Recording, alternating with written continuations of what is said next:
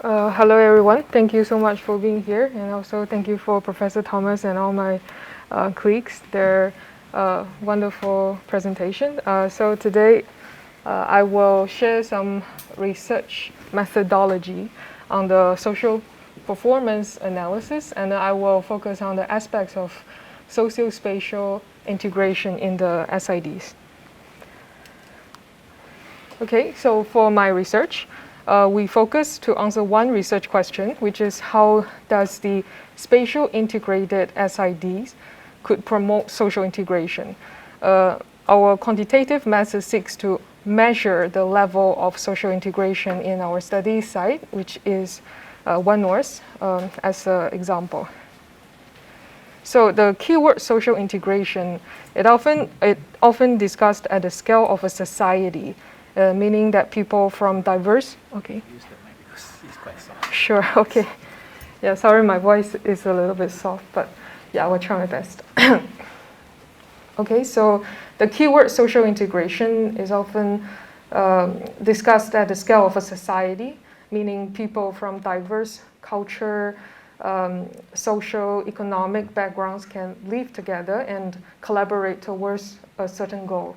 But in this study, we need to have a granular measurement on this concept so that we can see the variant levels of social integration in different parts of One North, which will differ in their design features. So in this way, we can have a better understanding of the correlation between the design strategy and social integration level.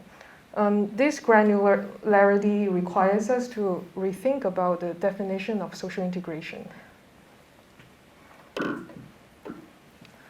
Okay, here we define the social integration as the heterophilous interaction opportunity, which is provided by a district. So what is heterophilous interaction? I think we all know the phrase that birds of same feather flocks together. Naturally, it means that people tend to associate with similar others who speak the same language, have the same hobby, or even in the same income level. So this type of interaction we'll call homophilous interaction. But for social integration, it actually requires us to step out of our comfort zone and to interact with these similar others who might speak different language and have different cultural background. And then heterophilous interaction is the type of interactions that between the members of different social groups or communities. Okay, so this leads us to the methodological question: how to detect community and how to measure social interaction. Our study used the massive collected raw GPS data as the main data resource to complete these tasks. So this diagram showcases our simplified workflow. First, we sampled 2,000 GPS users who are the visitors of One North. Based on their travel itineraries shows in the GPS data over a month, we built their activity location history for each of the sample user. And based on the similarity of their activity location history, we can cluster them into different community and also map out their respect activity spaces. So the idea is that when two community activity space overlap, the intersected area is very likely to be a public space that hosts heterophilous interaction. Okay, so let me walk with you step by step. So this plot shows the trajectory data of 50 GPS users who are the visitors of One North. So you can see the appearance is actually quite chaotic and a little bit hard to see the pattern. So we isolate one GPS user's itinerary over a month. We detect the major activity location of this user, like their home location, the work location, where they shop, where their kids go to school, and then we make inferences based on the activity's duration, frequency, land use types, and so on and so forth. And by focusing on different aspects of the activity, we can actually group peoples into different types of communities like income groups, age groups, or even lifestyle groups. But in this demonstration, I will just look at a simple one, which is to detect the income groups based on their home location. So, okay, so just now I was talking about detect income groups based on the home location. So we know that in the urban areas, people with similar household income will aggregate geographically, simply because the land price vary from regions to region. So this means we can use the median income of the neighborhood as the socioeconomic identifier for the residents. So in this case, our selected GPS user reside in Seletar Hills, which is a quite wealthy neighborhood with a median household income over 20,000 Singapore dollars per month. I believe should be higher than that, but yeah, that's from the survey data. Okay, so the next step is to map out where is their activity space in One North. The activity space is an area that encompasses all the places an individual visit most often. So it is a geo-representation of people's social life, since users' social life often emerge from their routine activities. So in this plot, our selected users regularly visit 2 areas in One North more than 8 times a week, which is the Star Vista at the top and Fusionopolis in below. So that reflects the activity space of this specific GPS user in One North. So we iterate this process for 2,000 users.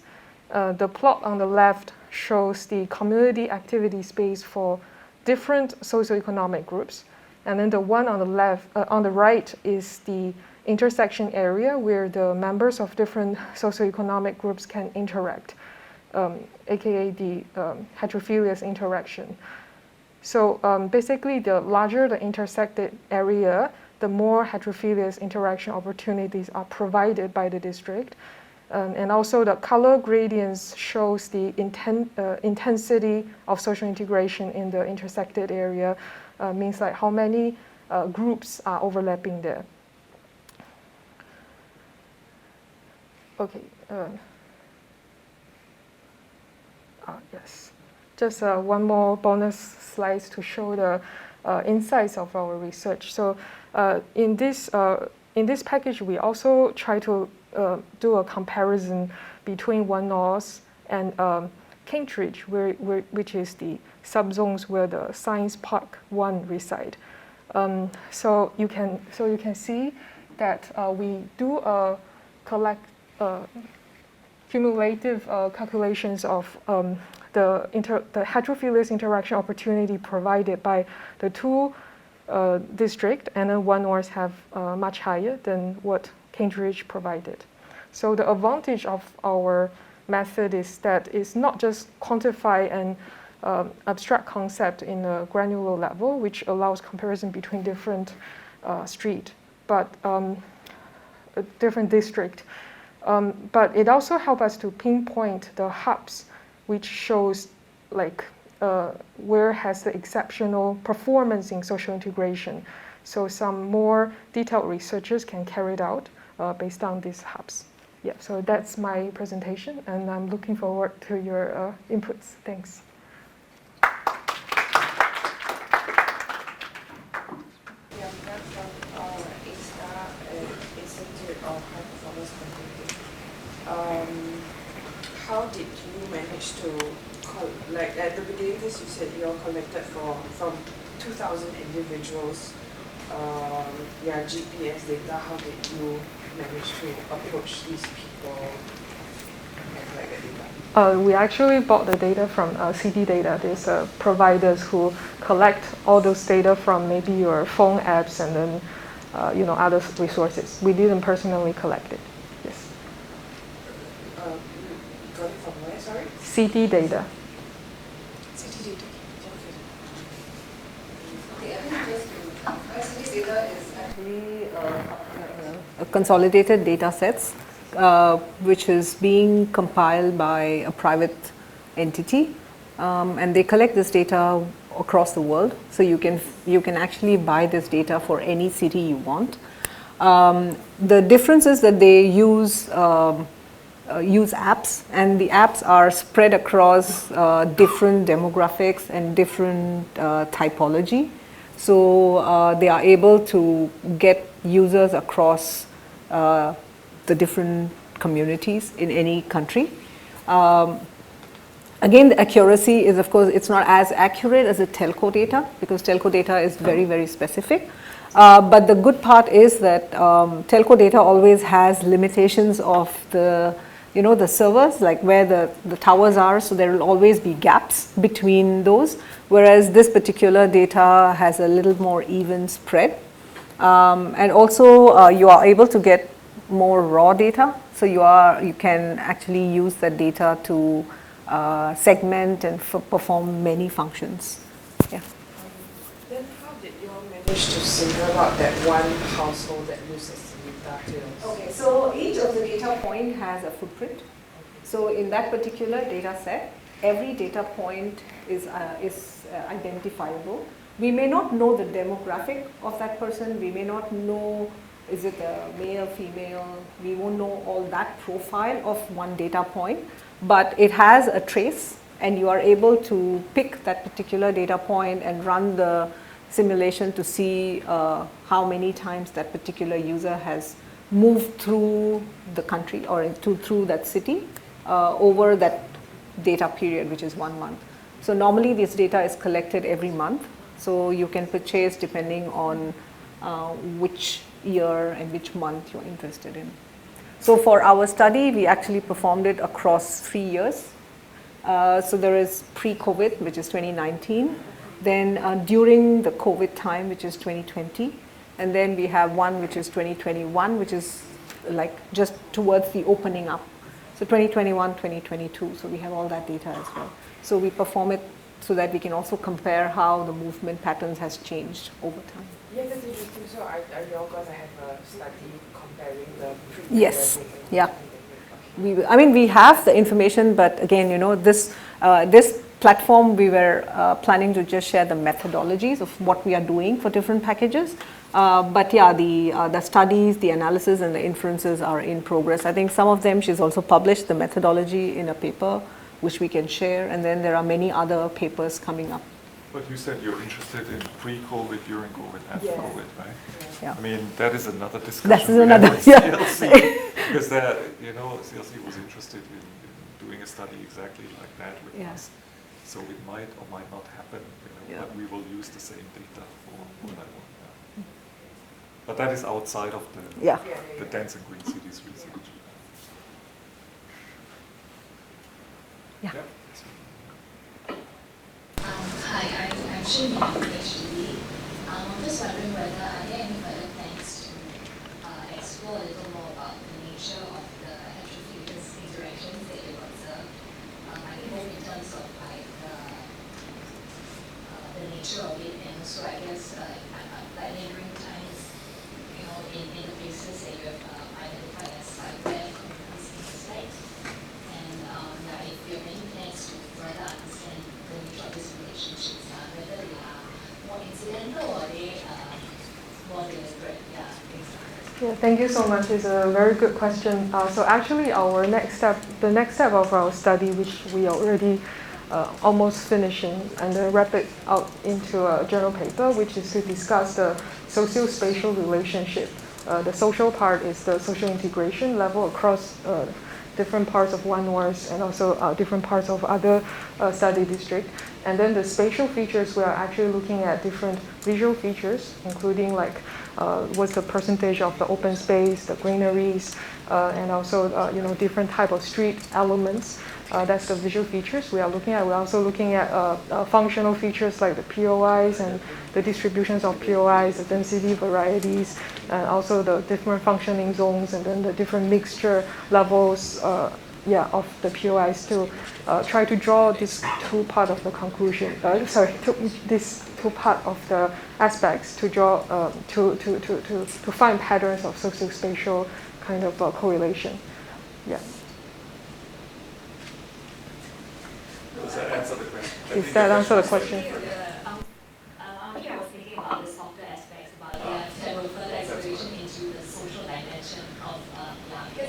not, I think it's we would naturally then assume that it's structure that involves behavior, and because we also can see where like the natural congregation of people are, like in maybe is it transport nodes and so on.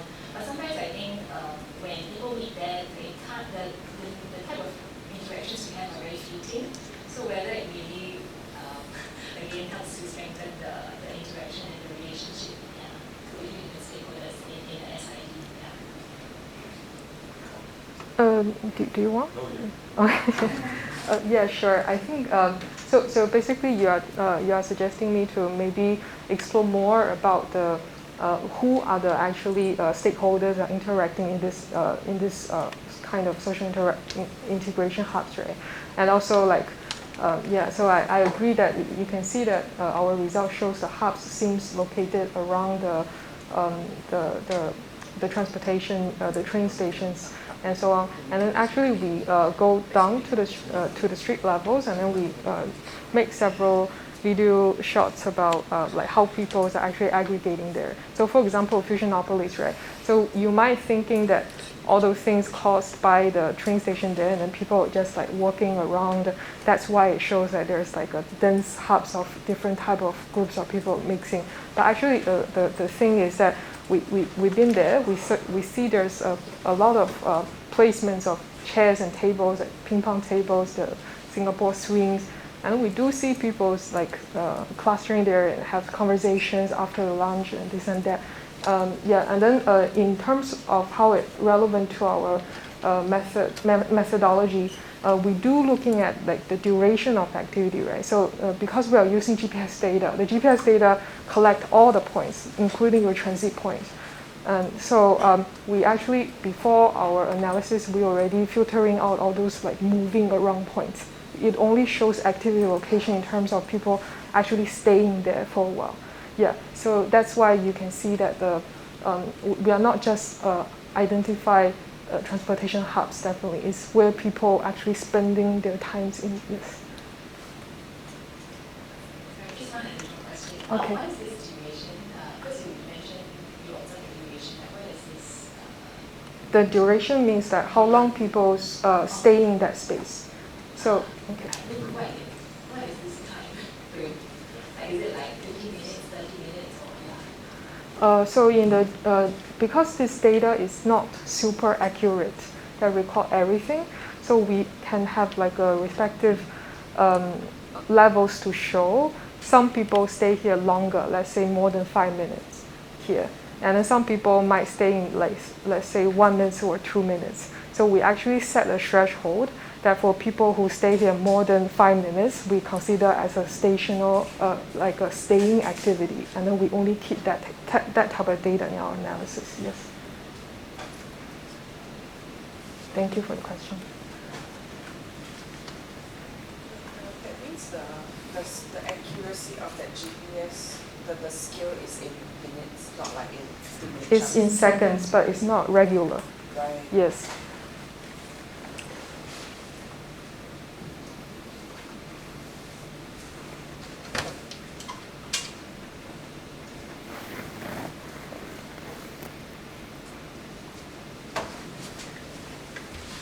Hi, I'm Ayushman.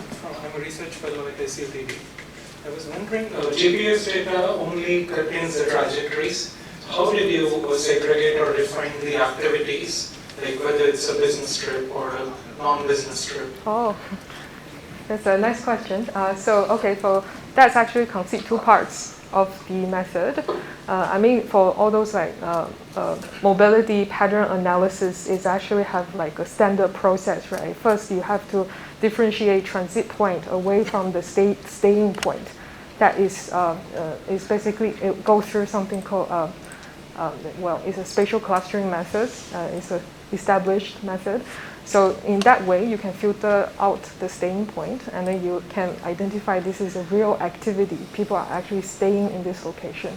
And then what we do additionally to identify like the functional or the nature of this activity is through the POI, the nearby POI.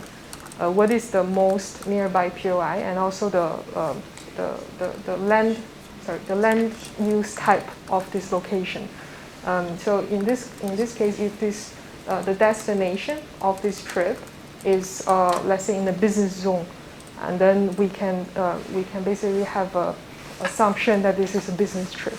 Versus if the destination is in the residential zone, then we will assume they go back home or they go visit friends who lives here. Yes. That means you might have to fuse different data sets. It's not only the GPS data, you have to make it consistent with other socioeconomic surveys or some other forms of data. Yes, we do combine with all those other social data, like POI data we download from OpenStreetMap. Okay. Yeah, we also look at the land use, or the master plan of land use. We also looking at, yes, so basically that's it. Thank you.